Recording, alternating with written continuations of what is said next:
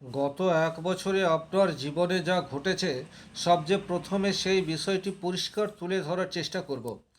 আপনার জন্ম রাশি যদি বৃষ হয়ে থাকে বা আপনি বৃষ লগ্নের জাতক জাতিকা হয়ে থাকেন, তাহলে এই যে চারটি পয়েন্ট এখানে লেখা রয়েছে, এই সেক্টরগুলিতে গত এক বছরে আপনি কি কি পেয়েছেন, এই বিষয়টি সম্পূর্ণ শুনবেন এবং আপনার সাথে যদি ম্যাচ করে অবশ্যই চ্যানেলটি সাবস্ক্রাইব করে পাশে থাকবেন আর বেশি বেশি করে শেয়ার করবেন।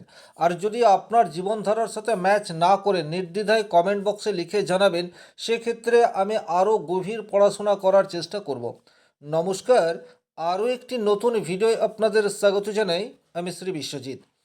সবচেয়ে প্রথমেই দেখুন, বৃষ রাশি শুক্র প্রভাবিত রাশি আপনারা জানেন এবং কালপুরুষের দ্বিতীয় রাশি বৃষ। প্রথম নম্বর যে পয়েন্ট রয়েছে গৃহ সুখ। সবচেয়ে প্রথমেই আপনারা গত এক বছরে আপনাদের গৃহ সুখের ক্ষেত্রে কি কি ঘটেছে ভিডিওটা শুনতে থাকুন এবং একটু রোমন্থন করতে থাকুন, সেক্ষেত্রেই কিন্তু বুঝতে পারবেন। অধিকাংশ সময়ে বাড়ির মধ্যে একটা অস্বস্তিকর পরিবেশ, সেটা কিন্তু রিপিটেড অবস্থায় বৃষরাশি বৃষলগ্নের জাতক জাতিকাদের জীবনে ঘটেছে। হতে পারে আপনি কোনো জায়গায় চাকরি করেন, আপনি বাড়ি ফিরেই দেখলেন যে আপনার সহধর্মিণীর মুখ ভার অবস্থাতে রয়েছে বা বাড়িতে একটা থমথমে পরিবেশ বিরাজমান রয়েছে। আপনি প্রচুর ধনী, টাকা পয়সার কোনো অভাব নেই, সেক্ষেত্রেও আপনার জীবনে এটা রিপিটেড অবস্থায় এসছে এবং আপনার ফ্যামিলিতে যদি সত্যিকারের টাকা পয়সার অভাব থেকে থাকে সেক্ষেত্রেও এটা এসছে, তবে ধরন সেটা আলাদা হতে পারে। বাট বাড়ির পরিবেশ সেটা অধিকাংশ সময়ে আপনার আশানুরূপ হয়নি, এটা আপনি বারবার উপলব্ধি করেছেন। দ্বিতীয় যেটা হয়েছে, আপনি জমি ক্রয় করতে চেয়েছেন কিন্তু মনের মতো জমি আপনি পাননি। টাকা পয়সা আপনার কাছে পর্যাপ্ত মাত্রায় রয়েছে কিন্তু ঠিক আপনি যেমনটা চাইছেন সেই রকম জমির সন্ধান আপনি পাননি। বা আপনার কোনো প্লট রয়েছে, আপনি বিক্রি করতে চাইছেন, হয়তো বাজার দর অপেক্ষা কিছুটা কম মূল্যেই আপনি দিতে চাইছেন, কিন্তু তারপরেও সেই ল্যান্ড বা আপনার বাড়ি বা জমি সেটা বিক্রয় করা যায়নি, বা যদি বা বিক্রয় করা হয়েছে তো এর মাঝে কোনো একটা লিগ্যাল ইস্যু সেটা তৈরি হয়ে গেছে বা মাঝপথে ব্লকেজ অবস্থায় থেকেছে। অর্থাৎ আলটিমেট বাস্তু সংক্রান্ত বিষয় নিয়ে একটা উদ্বিগ্নতা সেটা কিন্তু গত এক বছরে আপনাদের লাইফে এসছে, এবং এটা এমন নয় যে একবার এসছে, এটা রিপিটেড অবস্থায় আপনাদের লাইফের মধ্যে এসছে। ভাড়াটিয়া নিয়ে সমস্যা হতে পারে, আপনার বারবার আপনাকে বাড়ি পরিবর্তন করতে হচ্ছে, এই ধরনের ঘটনা ঘটতে পারে। আপনি আপনার জন্মস্থান থেকে বা আপনার বাসস্থান থেকে অনেক দূরে কর্মরত অবস্থায় রয়েছেন, কিন্তু সেখানে কাজের পরিবেশ যাই হোক না কেন বাড়ি সেটা মনের মতো হচ্ছে না। এই ধরনের নানাবিধ সমস্যার মধ্যে গত এক বছর বৃষরাশি বৃষলগ্নের জাতক জাতিকারা থেকেছেন। এর বাইরে আরও একটা ঘটনা আপনাদের জীবনে ঘটেছে, সেটা হচ্ছে মায়ের সাথে সম্পর্কের অবনতি। সেটা কিন্তু আপনাদের অনেকের হয়েছে, আমি বলবো না যে এটা সবার ক্ষেত্রে হয়েছে, সবার ক্ষেত্রে 100% সত্যি, কারণ এটা একটা সামগ্রিক আলোচনা। যে চারটি পয়েন্ট রয়েছে এই চারটি পয়েন্টই যে আপনার সাথে হুবহু ম্যাচ করবে এতটা ভাবার কোনো কারণ নেই, কিন্তু একটা দুটো পয়েন্ট আপনার সাথে ম্যাচ করলে সেটা হুবহু ম্যাচ করবে এই প্রত্যাশা কিন্তু আমার রয়েছে। বাকিটা আপনারা কমেন্ট বক্সে লিখে জানাবেন। বাড়ির পরিবেশ পরিস্থিতি অনেকটা বাড়ির গৃহকর্ত্রী বা মায়ের উপর নির্ভরশীল হয়। আপনি খেয়াল করে দেখবেন কোনো কারণ ছাড়াই বা সামান্য কোনো ইস্যু কেন্দ্র করে মায়ের সাথে একটা ডিটাচমেন্ট এটা কিন্তু আপনি ফিল করেছেন, সেটা যে কোনো ইস্যু হতে পারে। তাহলে বাস্তু সংক্রান্ত বিষয় নিয়ে নেগেটিভ ইম্প্যাক্ট সেটা আপনারা গত এক বছরে বেশি মাত্রায় পেয়েছেন, তবে কিছু শিক্ষা সেটাও কিন্তু আপনাদেরকে দিয়েছে। যেমন ফ্যামিলির অন্যান্য মানুষজনের সাথে আপনার সম্পর্ক সেটা ভালো মন্দ মিশিয়ে যাওয়ার পরেও আপনি মানসিকভাবে অনেকটা বোল্ডনেস এটা কিন্তু গত এক বছরে অনুভব করতে পেরেছেন। পরিস্থিতি যেই হোক না কেন আপনাকে ঠিক থাকতে হবে, আপনার দায়িত্ব আপনার কর্তব্যকে যথাযথ পালন করতে হবে। বিনিময়ে আপনি কি পেলেন সেই প্রত্যাশা করা যাবে না, এই মূল্যবোধ আপনার মধ্যে ইনক্রিজ অবস্থায় থেকেছে। নিজের কথা আপনি অনেক সময়ে আপনার প্রিয়জনকে বলতে পারেননি, সেই প্রিয়জন আপনার স্বামী হতে পারে, সেই প্রিয়জন আপনার স্ত্রী হতে পারে, বা যে কেউ হতে পারে। মনের কথা অনেক সময় আপনাকে চেপে রাখতে হয়েছে এবং এটা কন্টিনিউয়াস হয়েছে। আপনার ভেতরে প্রচুর কষ্ট দুঃখ যন্ত্রণা চাপা অবস্থায় রয়েছে, কিন্তু সেটা আপনি প্রকাশ করতে চেয়েও প্রকাশ করতে পারেননি। এই ধরনের পরিবেশ পরিস্থিতি সেটার মধ্যেও কিন্তু থেকেছেন, কিন্তু তারপরেও আধ্যাত্মিক দিক দিয়ে উন্নতি করতে হবে এবং জপ, ধ্যান, ঈশ্বরের প্রতি বিশ্বাস, ভক্তি, এটা কিন্তু গত 1 বছরে আপনার অপেক্ষাকৃত ইনক্রিজ হয়েছে। এটাও কিন্তু আপনারা একটু খেয়াল করলেই উপলব্ধি করতে পারবেন।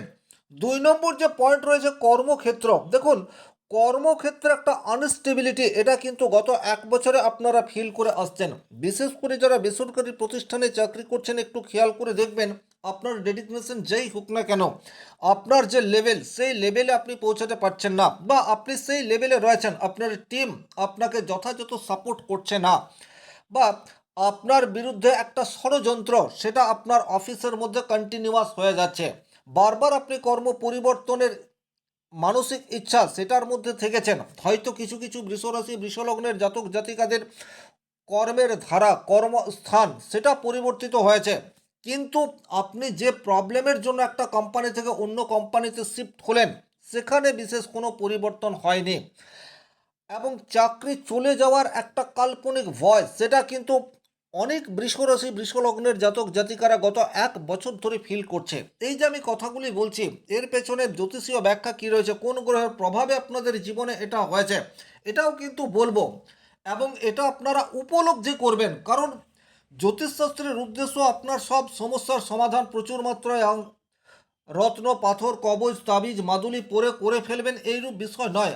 আগামীতে কি হতে পারে, কি হতে যাচ্ছে, তার একটি সার্বিক পূর্বাভাস, সেটি আপনি যদি আগে থেকে জেনে যেতে পারেন, সেক্ষেত্রে তার প্রিপারেশন নেওয়া সম্ভবপর হয়। তাহলে কেন আপনাদের জীবনে এই সমস্যা এসছে সেটা যেমন আমি বলবো, কোন গ্রহের প্রভাবে হয়েছে সেটাও বলবো, আগামী দিনে আপনারা কি করবেন আর কি ঘটতে যাচ্ছে সেটাও কিন্তু বলবো।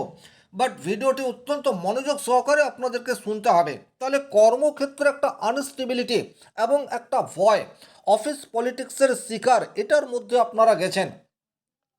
কিন্তু অনেক বৃষরাশি বৃষলগ্নের জাতক জাতিকা কর্মের প্রতি ভীষণ ডেডিকেটেড অবস্থায় গত 1 বছরে কাজ করেছেন, এবং অনেকের নৈতিকতা সেটাকে কর্মক্ষেত্রে মেনটেন করেও চলেছেন, অর্থাৎ উপরি পাওনা, উপরি রোজগার আসতে পারে সেই পথ আপনারা নিজেরাই বন্ধ করেছেন, কিন্তু তারপরেও বিশেষ করে যারা কোম্পানিতে চাকরি করছেন, 2-3 জনের কাজ আপনাকে একা সামলাতে হচ্ছে, এই ধরনের পরিস্থিতি আপনার জীবনে রিপিটেড অবস্থায় এসছে। 3 নম্বর যে পয়েন্ট রয়েছে সন্তানের শিক্ষা, এই জায়গাটি কিন্তু খুব ভালোভাবে আপনাদেরকে উপলব্ধি করতে হবে, এবং এটা এমন একটা ইস্যু যে জায়গাতে অবহেলা করা একেবারেই আপনার ঠিকঠাক হবে না। যেটা আমি বলছি খুব ভালোভাবে বুঝবেন। আপনারা দেখবেন যদি আপনার বাচ্চার বয়স 10-12 বছরের নিচে হয়ে থাকে, বা মোটামুটি 10-12 বছর পর্যন্ত হয়, সেক্ষেত্রে সে কিন্তু শিক্ষাক্ষেত্রে তার যে ইচ্ছা সেটাকে যথাযথভাবে প্রকাশ করতে চাইছে না। আপনার ছেলে মেয়ে যথেষ্ট বুদ্ধিমান, কিন্তু তারপরেও সে যেটা চাইছে সেটাকে যথাযথভাবে বলতে পারছে না, পড়ার প্রতি একটা অমনোযোগিতা সেটা কিন্তু কাজ করছে। সে হয়তো স্কুলে বা টিউশনিতে ঠিকঠাক পড়াশোনা করছে, কিন্তু বাড়িতে সে কিছুতেই পড়তে বসতে চাইছে না, বা যদি বা পড়তে বসতে চাইছেও, পড়ছেও, কিন্তু তারপরেও পড়ার প্রতি তার অ্যাটেনশন সেটা কিন্তু অপেক্ষাকৃত কম মাত্রায় রয়েছে, এবং এটাই পরবর্তী স্টেজে। আর এই মনোযোগের অভাবটি যখন আপনার বাচ্চা বড় হবে, তখন কিন্তু পড়াশোনার প্রতি আগ্রহ সেটা ক্রমশ কমতে থাকবে। আপনি যদি এই বিষয়টি নোটিস করে থাকেন, সেক্ষেত্রে কিন্তু অবশ্যই এটাকে অবহেলা করা ঠিকঠাক হবে না। দ্বিতীয়ত হচ্ছে, যে সমস্ত বাচ্চাকে তার মা পড়াশোনা করায়, অর্থাৎ এমনি হোম টিউটর রয়েছে, স্কুলে রয়েছে, ঠিকঠাক রয়েছে, কিন্তু আপনার বাচ্চাকে আপনি মা পড়াশোনা করাচ্ছেন, সেক্ষেত্রে দেখবেন আপনার সাথে একটা রিলেশনশিপ বা একটা গ্যাপ সেটা কিন্তু ক্রমশ স্পষ্ট হয়ে উঠছে। আপনি বুঝতেই পারছেন না কেন আপনার সন্তান, আপনার ছেলে বা মেয়ে আপনার সাথে ডিটাচমেন্ট বা দূরত্ব মেনটেন করে চলার চেষ্টা করছে। তার মনের কথা, তার ইচ্ছা আকাঙ্ক্ষা সেটা আপনাকে বলতে চাইছে না। আপনি এটা নোটিস করছেন কখনো কখনো হয়তো বা, কিন্তু তারপরেও আপনি কিছু করতে পারছেন না। আপনি বারবার নতুন নতুন কৌশল অবলম্বন করে চেষ্টা করছেন বাচ্চার শিক্ষাকে যাতে ঠিকঠাক জায়গায় নিয়ে যাওয়া যায়। বাচ্চার গ্রোথ সেটা হয়তো ঠিকঠাক যথাযথ হচ্ছে না, রেজাল্ট সেটা হয়তো অপেক্ষাকৃত কমছে, অমনোযোগিতা বৃদ্ধি পাচ্ছে, এটা আপনি বুঝতে পারছেন, কিন্তু তারপরেও কিন্তু আপনি কিছু করতে পারছেন না। এই ধরনের পরিস্থিতি যদি আপনি নোটিস করে থাকেন, সেটাকে কিন্তু অবহেলা করা যাবে না। দ্বিতীয়ত, যাদের বাচ্চা একটু বড় হয়ে গেছে, অর্থাৎ মোটামুটি কলেজে পড়ছে বা টিন এজ এই সমস্ত জায়গায় রয়েছে, তাদের সাথে মায়ের রিলেশন সেটা কিন্তু অপেক্ষাকৃত একটু উইক অবস্থায় থাকছে গত 1 বছর ধরে, এটা কিন্তু আপনারা যারা নোটিস করেছেন তারা বিষয়টি ভালো উপলব্ধি করতে পারবেন। তাছাড়া বেশ কিছুটা অন্তর্মুখী এই বিষয়টিও কিন্তু বর্তমান সময়ে আপনার বাচ্চাকে দেখতে পাবেন। বহির্জগতে হয়তো ঠিকঠাক রয়েছে, কিন্তু যখনই বাড়িতে রয়েছে তখন হয় সে ল্যাপটপের মধ্যে রয়েছে অথবা ফোনকে অবলম্বন করে রয়েছে, এবং আপনারা একটা ভীষণ অমনোযোগিতা এটা দেখতে পাবেন, কথায় কথায় তর্ক করা এটা দেখতে পাবেন। আবার অনেক সময় এই ধরনের পরিস্থিতি তৈরি হচ্ছে যে সে কথাই বলতে চাইছে না, 3 বা 4 বার আপনি তাকে কোনো কারণে ডাকছেন কিন্তু তার কাছ থেকে কোনো ধরনের রিপ্লাই এটা আসছে না। এই ধরনের একটা পরিস্থিতি গত 1 বছর ধরে বৃষরাশি বৃষলগ্নের যে সমস্ত জাতক জাতিকারা রয়েছে যারা শিক্ষার সাথে যুক্ত, বিশেষ করে মোটামুটি 16, 17, 18 এই লেভেল পর্যন্ত যাদের পড়াশোনা রয়েছে, অর্থাৎ একদম উচ্চশিক্ষার সাথে যুক্ত সেই সমস্ত বাচ্চাদের কথা আমি বলছি না, কিন্তু মোটামুটি 10 বা 12 বা তার নিচে যে সমস্ত বাচ্চারা রয়েছে তাদের ক্ষেত্রে কিন্তু এই ধরনের একটা প্রবলেম সেটা কিন্তু আপনাদের নজরে বারবার পড়েছে। 4 নম্বর যে জায়গাটি রয়েছে সেটা হচ্ছে মানসিকতা। আপনি একটু খেয়াল করে দেখবেন বর্তমান সময়ে কিন্তু আপনি মানসিকভাবে অনেক বেশি উদার এই বিষয়টি হয়ে গেছেন। সংসারের প্রতি আপনার দায়িত্ব সেটাকে আপনি যথাযথ পালন করছেন, সমাজের প্রতিও আপনার দায়িত্ব রয়েছে, কিন্তু সামাজিক কাজে আপনি অংশগ্রহণ করতে চাইলেও অংশগ্রহণ করতে পারছেন না।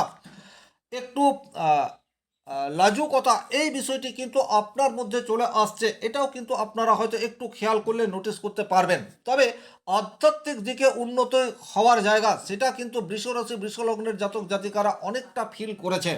ওভারঅল যদি বলা যায় সেক্ষেত্রে মানসিকভাবে এখন আপনি আগের তুলনায় অনেকটা পরিণত এটা বলা যেতে পারে, কিন্তু নিজেকে এক্সপ্রেস করার ক্ষেত্রে, নিজেকে প্রকাশ করার ক্ষেত্রে অনেকটা গুটিয়ে রেখেছেন, এটা কিন্তু বৃষরাশি বৃষলগ্নের জাতক জাতিকাদের জীবনে বারবার ঘটেছে। সামগ্রিকভাবে এই যে 4টি পয়েন্ট নিয়ে আমি কথা বললাম, এটা সিংহ রাশিতে কেতু গত 1 বছর ধরে অবস্থান করায় এই ধরনের পরিস্থিতি হয়েছে, এবং যে সমস্ত বৃষরাশি বৃষলগ্নের জাতক জাতিকাদের কেতুর দশা অন্তর্দশার মধ্যে দিয়ে যাচ্ছেন তারা এটা খুব ভালোভাবে ফিল করতে পেরেছেন। আর যে সমস্ত মানুষ বর্তমান সময়ে কেতুর দশা অন্তর্দশার মধ্যে দিয়ে যাচ্ছেন না তাদের জীবনেও এই ঘটনা ঘটেছে, তবে অপেক্ষাকৃত একটু কম মাত্রায় ঘটেছে। তবে আগামী দিনে কি হতে পারে দেখুন, 2 ডিসেম্বর 2026 এই সময়সীমা পর্যন্ত কেতু সিংহ রাশিতেই অবস্থান করে থাকবে। তবে আগের তুলনায় বর্তমান যে কেতু সে কিন্তু অপেক্ষাকৃত অনেক বেশি অ্যাক্টিভ অবস্থায় রয়েছে। তার কারণ হচ্ছে বর্তমানে কেতু মঘা নক্ষত্র অর্থাৎ তার নিজের নক্ষত্রে রয়েছে, আর এই নিজের নক্ষত্রে কেতু থাকার জন্য তার প্রভাব সেটা কিন্তু অধিক মাত্রায় আপনাদের উপর পড়ছে, এটা আপনাদেরকে খেয়াল রাখতে হবে। তাহলে ব্যক্তিগত জন্মকুণ্ডলিতে আপনার কেতু যদি শুভ অবস্থায় রয়েছে সেক্ষেত্রে কিন্তু আপনি এখন আগের তুলনায় অনেক বেশি দৃঢ় প্রতিজ্ঞ হতে পারবেন, পরিণত বোধ সেটা অপেক্ষাকৃত আপনার স্ট্রং হতে থাকবে, এই বিষয়েও কিন্তু কোনোরূপ ডাউট নেই। ভ্রান্ত ধারণা থেকে আপনি দূরে সরে থাকতে পারবেন এবং জমি জমা সংক্রান্ত কাজ থেকে নিজেকে বিরত রাখার চেষ্টা সেটাও আপনি করতে পারবেন। কর্মক্ষেত্রে আনস্টেবিলিটি রয়েছে সেটা আপনি উপলব্ধি করতে পারবেন, কিন্তু যাদের কেতু ভীষণ রকম নেগেটিভ অবস্থায় রয়েছেন তারা কিন্তু মানসিকভাবে অপেক্ষাকৃত দুর্বলের দিকে এগিয়ে যেতে থাকবেন। আপনি ফ্যামিলিতে থাকার পরেও নিজেকে ফ্যামিলি থেকে দূরে রাখার একটা আপ্রাণ চেষ্টা সেটা আপনার মধ্যে দেখতে পাওয়া যাবে। কোনো সামাজিক কাজ বা কোনো আত্মীয়ের অনুষ্ঠান বাড়িতে যাওয়ার পরেও নিজেকে গুটিয়ে রাখার চেষ্টা এটা বেশি মাত্রায় আগামী 2-3 মাস বিশেষভাবে দেখতে পাওয়া যাবে। তবে কেতুর নেগেটিভ ইম্প্যাক্ট বলুন বা কেতুর পজিটিভ ইম্প্যাক্ট বলুন এটা কিন্তু 2 ডিসেম্বর পর্যন্ত অধিক মাত্রায় থাকবে, এটা কিন্তু বলে দেওয়া যায়। এইরূপ পরিস্থিতিতে আপনারা কি করবেন, সবচেয়ে প্রথমে নিজের কনফিডেন্স লেভেল এটাকে হাইলি স্ট্রং করার চেষ্টা করবেন, এবং যেটা ঘটছে বা যেটা ঘটতে যাচ্ছে, কারণ কেতু যদি অ্যাক্টিভ হয় তখন আগামী দিনে আপনার কি হতে পারে তার একটা পূর্বাভাস আপনি আগে থেকেই বুঝতে পারবেন। সেটা যদি নেগেটিভ হয়ে থাকে, বারবার আপনি একটা কথা চিন্তা করছেন যে এটা হলেও হতে পারে, সেটা কিন্তু আপনার জীবনে ঘটবে। সুতরাং সেই মতো প্রিকশন নেওয়ার চেষ্টা এটাও কিন্তু আপনাদেরকে করে যেতে হবে। ওভারঅল এই ছিল এই ভিডিওটির মূল আলোচ্য বিষয়। ভিডিওটি ভালো লাগলে লাইক করবেন, কোথাও কোনো প্রশ্ন বা সংশয় থাকলে কমেন্ট বক্সে লিখে জানাবেন, চ্যানেলে নতুন হয়ে থাকলে সাবস্ক্রাইব করে পাশে থাকা অল নোটিফিকেশন বেল আইকনটি প্রেস করে দেবেন। ব্যক্তিগতভাবে নিজের জন্মকুণ্ডলে বিচার করতে চাইলে স্ক্রিনে দেওয়া নাম্বারটি সংগ্রহ করে যোগাযোগ করতে পারেন। ভালো থাকুন, সুস্থ থাকুন, ধন্যবাদ।